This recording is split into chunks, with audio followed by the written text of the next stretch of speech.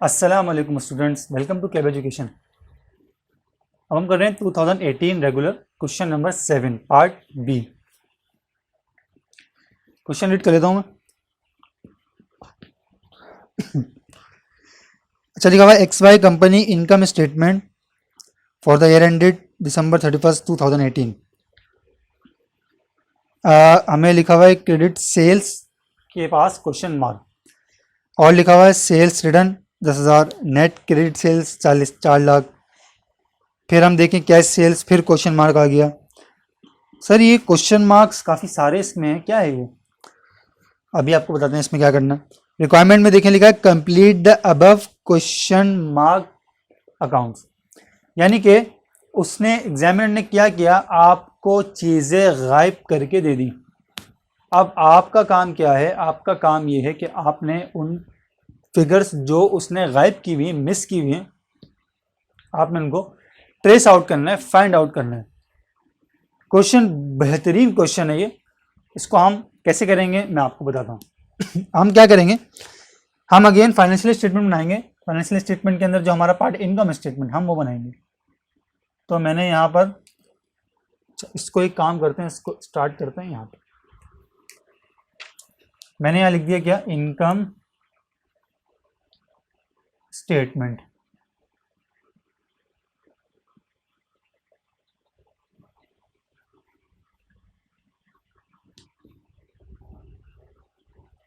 इसको इधर से मेरा ज़्यादा सही रहेगा क्योंकि इसका स्पेस चाहिए होगा, सवाल बड़ा है। इनकम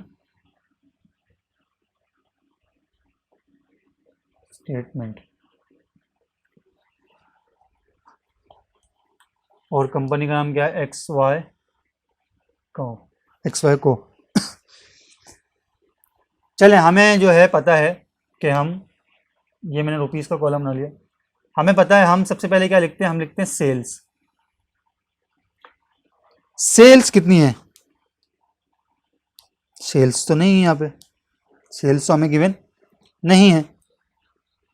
लेकिन उसने एक बात करी है कि भाई क्रेडिट सेल्स उसने हमें बता दी है।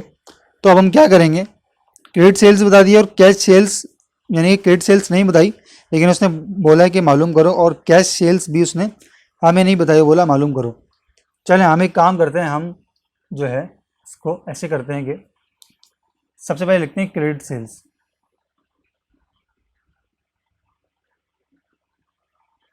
क्रेडिट सेल्स कितनी है नहीं पता। उसके बाद लिखा हुआ हमारे पास लेस सेल्स रिटर्न। अच्छा, ज़्यादा बेहतर होगा जिस फॉर्मेट पे, जिस पैटर्न पे एग्जामिनर ने हमें क्वेश्चन दिया हुआ, उसी पैटर्न पे हम अगर करेंगे तो हमारे थोड़ा सा इजी हो जाएगा। सेल्स रिटर्न कितना है? सेल्स रिटर्न 10,000 रुपये। बिल्कुल, सेल्स में से सेल्स रिटर्न माइनस होता है। अब वो सेल्स रिटर्न किसका होता है? क्रेडिट सेल्स का होगा। ये हमने इसमें से माइनस करना है। उसके बाद हमारे पास नेट क्रेडिट सेल्स आ रही है। नेट क्रेडिट सेल्स, चलें जरा आप इसको देखते हैं। ये हमें गिवन है, कितनी है? 4 लाख रुपए। 4 लाख रुपए। अच्छा, एक बात मुझे बताएं, अगर वो कह रहा है कि भाई क्रेडिट सेल मैं नहीं बता रहा कितनी है, जाओ निकालो खुद ही, लेकिन वो कहता है कि भाई सेल्स रिटर्न जो है ना वो 10,000 है, और कहता है भाई क्रेडिट सेल्स नेट वो इतनी है, तो नेट का मतलब ये है कि इसमें से क्या माइनस हुआ हुआ है? इसमें से सेल्स रिटर्न माइनस हुआ हुआ, तभी तो नेट हुआ है। तो अगर मैं इसमें वापस ऐड कर दूं, इस नेट क्रेडिट को मैं ग्रॉस कर दूं, ये नेट हुआ हुआ ना, इसमें माइनस हुआ हुआ है, इसको मैं अगर ग्रॉस करूं तो ये जो 10,000 माइनस हुआ हुआ है मैं इसमें ऐड कर दूं, तो मेरे पास ये कितना हो जाएगा वापसी? 4,10,000 रुपये। तो मेरे पास क्रेडिट सेल्स कितने आ गई? 4,10,000 रुपये। उसके बाद मैंने निकालनी कैश सेल्स। कैश सेल्स ने बोला जाओ नहीं बता रहा, लेकिन उसने बोला कि भाई टोटल सेल्स में बता देता हूँ आपको। मैं बोला ठीक है, टोटल सेल्स बता दिया आपको सर। और उसने बोला भाई टोटल सेल्स आपकी 5,10,000 रुपये है। अगर टोटल सेल्स में देख, टोटल सेल्स क्या होती है? Credit plus cash. सेल्स है ना, कैश सेल्स और क्रेडिट सेल्स दोनों को मिला के मेरे पास क्या सेल्स बनती है टोटल सेल्स। उसने बोला भाई टोटल सेल्स 5,10,000 है, जिसमें से 4,10,000 अगर तो क्रेडिट सेल है। चलिए थोड़ी वर्किंग भी कर लेते हैं। अगर तो क्रेडिट सेल 4,10,000 है तो बाकी का 1,00,000 क्या है, वो कैश सेल्स है। तो यहाँ वर्किंग क्या हुई थी, यहाँ हुई थी वर्किंग 4,00,000 प्लस 10,000। ठीक है, आई होप आपको समझ में आ गया। उसने हमें क्रेडिट सेल्स दे दी, हमने बोला भाई क्रेडिट सेल्स नेट आपने दी है तो ग्रॉस निकालने के लिए हमने क्या करा, सेल्स रिटर्न को ऐड कर दिया तो हम ग्रॉस पे चले गए। इसी तरह से उसने हमें टोटल सेल्स दे दी और उसने बोला भाई कि कैश सेल्स निकालो। हमने बोला ठीक है, आपने हमें अगर टोटल सेल्स दे दी, हमारे पास क्रेडिट सेल तो ऑलरेडी है, हमने उसमें से माइनस करी तो हमारे पास क्या आ गया, 1,00,000 रुपये कैश सेल्स आ गई। चले यहाँ पर टोटल सेल्स तो आ गई है। अब हम क्या करना है, इसमें से हमने माइनस करना है less cost of goods sold. सबसे पहले हम लेते हैं ओपनिंग इन्वेंट्री। ओपनिंग इन्वेंट्री तो हमें गिवन नहीं है जी, परचेजेस गिवन है लेकिन। अच्छा परचेजेस कितनी है पता नहीं। उसके बाद उसने हमें ट्रांसपोर्टेशन दिया है, वो हम इसमें ऐड कर देंगे। ट्रांसपोर्टेशन इन 500 रुपये हम क्या करेंगे, ऐड कर देंगे। और उसने बोल दिया भाई टोटल परचेजेस जो है ना, वो मैं आपको बता देता हूँ। नहीं वो भी हमें उसने नहीं बताई भाई, यानी कि उसने कुछ बताया ही नहीं हमें। टोटल परचेज भी गायब कर दी, ठीक है उसकी मर्जी। टोटल परचेज कैसे होगी, इसमें ये ऐड हुआ होगा। उसके बाद क्या हुआ, हम क्या माइनस करते हैं इसमें से, फिर हम माइनस करते हैं लेस एंडिंग इन्वेंट्री, यानी कि merchandise inventory closing. Ending inventory, ending inventory उसने बोला 80,000 रुपये है। हम लोग ठीक है माइनस होती है, अभी इसको यहाँ रख लेते हैं माइनस, माइनस के साइन लगा के। अच्छा फिर क्या होता है, टोटल परचेज में जब मैं इसमें से माइनस करता हूँ तो मेरे पास क्या आता है, मेरे पास आता है cost of goods sold.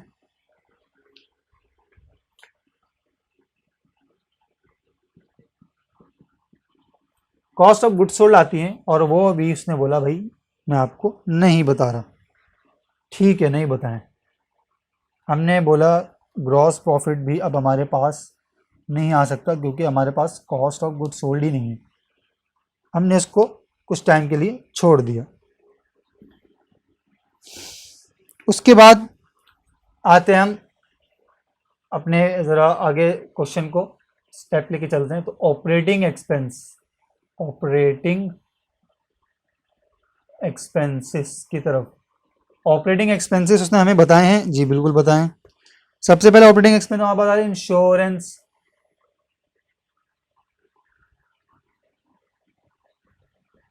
Insurance की कितनी अमाउंट है, इंश्योरेंस एक्सपेंस हमारे पास आ रहा है, इंश्योरेंस एक्सपेंस इसकी अमाउंट आ रही है 10,000 रुपये। चले कुछ तो गिवन है, कुछ तो उसने हमें दिया है।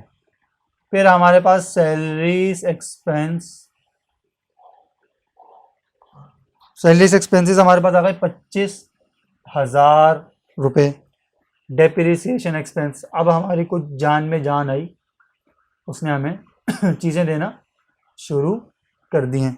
डेप्रिसिएशन एक्सपेंस हमारे पास आ रहा है 30,000 रुपये। टोटल एक्सपेंस कह रहा नहीं बताया, लेकिन टोटल एक्सपेंस ना भी बताया कोई इतना मुश्किल नहीं है, हम टोटल एक्सपेंस खुद भी निकाल सकते हैं। टोटल एक्सपेंस हम कैसे निकालेंगे, इनका टोटल करें आप कितना बनेगा 65,000। कैसे 30 और 10 40 और 25 65,000 हमने खुद ही निकाल लिया। अच्छा होता क्या था, ग्रॉस प्रॉफिट में से ये माइनस होता था तो फिर हमारे पास कोई अमाउंट आती थी, लेकिन चूंकि उसने हमें नहीं दिया कुछ भी, तो फिर हम क्या करेंगे,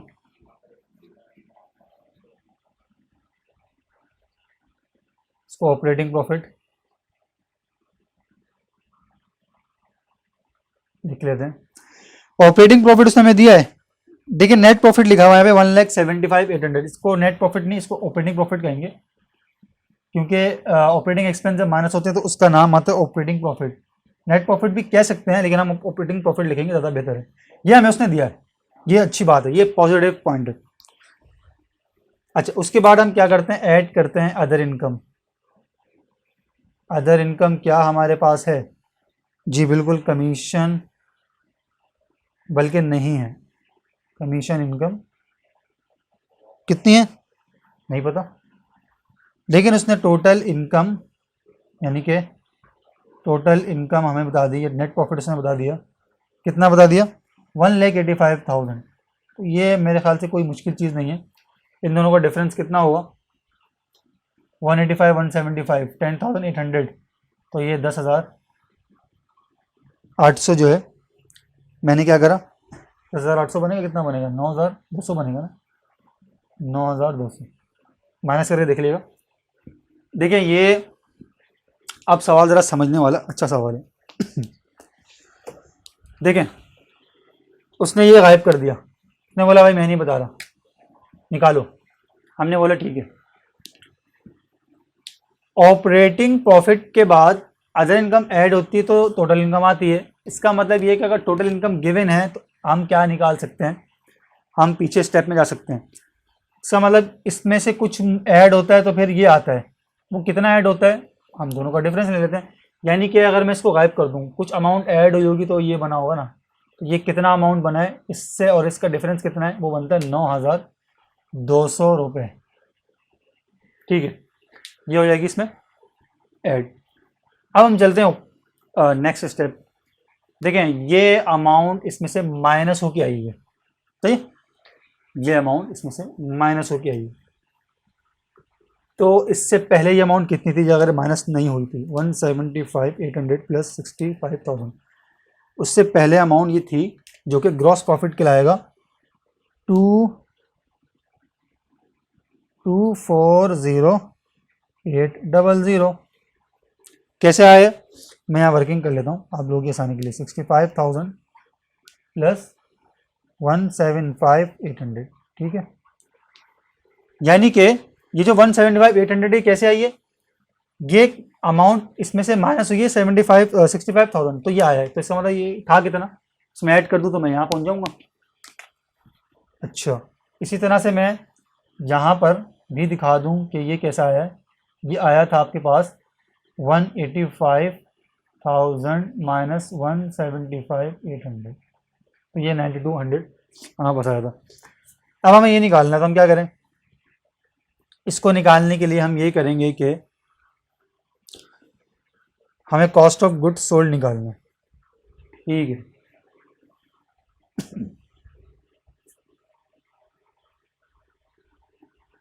अच्छा, ये अमाउंट कैसे आई होगी, यहाँ पर कॉस्ट ऑफ गुड्स सोल्ड कैसे आता है, कोई चीज़ एक अमाउंट यानी कि एंडिंग इन्वेंटरी की माइनस होती है तो हमारे पास 2,40800 आता है। तो हम क्या करेंगे, अगेन इसमें 80,000 ऐड कर देंगे, तो हमारे पास कितना आ जाएगा, ये 3,20,800। ये कैसे आया, ये आपके पास आया है 2,40800 plus 80,000। Cost of goods sold देखें कैसे निकाला है मैंने, कॉस्ट ऑफ गुड्स सोल्ड मैंने ऐसे निकाला है कि ग्रॉस प्रॉफिट आया 2,40800। तो कॉस्ट ऑफ गुड्स सोल्ड कैसे होती है, कॉस्ट ऑफ गुड्स सोल्ड आती है कि उसमें से हम टोटल परचेजेस में से हम 80,000 माइनस करते हैं, यानी कि एंडिंग इन्वेंट्री माइनस करते हैं, तो हमारे पास कॉस्ट ऑफ गुड्स सोल्ड आती है। तो हमारे पास ये फिगर लाने का तरीका क्या था, हमने इसमें ऐड कर दिया 80,000 तो ये आया, क्योंकि देखिए ना ये कैसे आया होगा, इसमें से माइनस हुआ होगा तो ये आया होगा, तो हमने इसमें क्या कर दिया, ऐड कर दिया। अब हमने क्या करना है, अब 32,800 जो है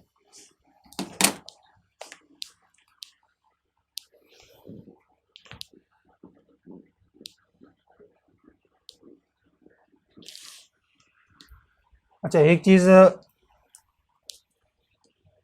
इसको ज़रा सही कर लेते हैं, ये अमाउंट जो 80,000 है ये ऐड होगी यहाँ पे आके, यहाँ पे नहीं, क्योंकि ग्रॉस प्रॉफिट और इसका डिफरेंस हमें लेना होगा, क्योंकि ग्रॉस प्रॉफिट और टोटल सेल्स का डिफरेंस जो है ना वो 5,10,000 माइनस 2,40800। 269200, हमें ये लेना था। वो जो मैंने आपको स्टेप बताया वो स्टेप यहाँ काम आएगा। 269,200, इसमें से ये माइनस हुआ तो ये आया ना। अब मैं इसमें ऐड कर दूँ प्लस 80,000, तो मेरे पास 349,200, ठीक है। अगेन सुने क्या हुआ है, 5,10,000 और 2,40,800 का जो डिफरेंस था वो कॉस्ट ऑफ गुड्स सोल्ड था, मैंने ले लिया। अब कॉस्ट ऑफ गुड्स सोल्ड कैसे आई थी, टोटल परचेज में से ये एंडिंग इन्वेंटरी माइनस हुई थी तो ये आई थी। अब मैंने इसको ऐड कर दिया तो मेरे पास टोटल परचेज आ गई। अब टोटल परचेज में से ये ट्रांसपोर्टेशन ऐड हुआ था तो ये यहाँ पर आया था, तो मैं इसमें से ये माइनस कर दूँ 500 रुपये, तो मैं पहुँच जाऊँगा कहाँ पर, मैं पहुँच जाऊँगा परचेज की अमाउंट पे 348,700। ये कैसे आया, 349,200 माइनस 500, क्योंकि ये इसमें ऐड हुआ था तो 249,200 बना। मैं इसमें से माइनस कर दूं तो वापस मैं ऊपर पहुंच जाऊंगा, एक स्टेप ऊपर। आई थिंक कोई चीज़ बाकी नहीं है, हमने सब चीज़ें कर ली हैं। अच्छा क्वेश्चन था, ट्रिकी क्वेश्चन था, कॉन्सेप्चुअल क्वेश्चन था। आई होप आपको ये क्वेश्चन क्लियर है। मैंने आपको समझाने की इसमें कोशिश करी काफ़ी, एक बार फिर समझ लेते हैं। ठीक है, क्रेडिट सेल्स में क्या हमने कैसे निकाली है, उसने हमें नेट क्रेडिट सेल्स दे दी तो हमने सेल्स रिटर्न इसमें ऐड किया, हमने फिर क्रेडिट सेल्स निकाल ली। उसने फिर हमें टोटल सेल्स दे दी थी 5 लाख, हमने बोला क्रेडिट सेल और टोटल सेल्स का डिफरेंस हमारे पास कैश सेल्स है तो वो 1 लाख आ गया। उसके बाद उसने हमें काफ़ी सारी चीज़ें नहीं दी थी, उसने हमें 185 और 175 800 दे दिया, तो हमने डिफरेंस निकाला, हमारे पास कमीशन इनकम आ गया।